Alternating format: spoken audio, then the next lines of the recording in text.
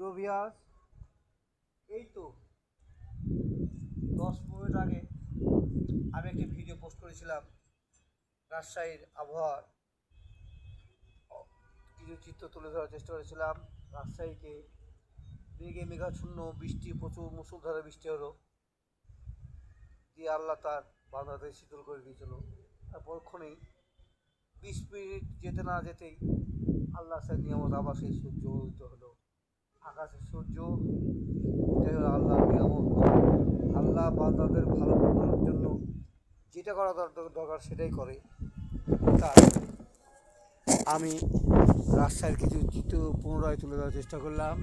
এই আকাশে মেঘ, যদিও মেঘাচ্ছন্ন, তারপরও রোদ বাড়িয়েছে। সবাই ভালো থাকবেন, সুস্থ থাকবেন।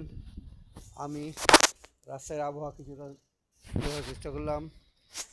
যদিও আমি 20 মিনিট আগে মুষলধারে বৃষ্টির চিত্র একটু ভিডিও পোস্ট করেছিলাম, পরক্ষণে আবার সেই আল্লাহর লীলা খেলায় আকাশে আবার সূর্য উদিত হয়েছে।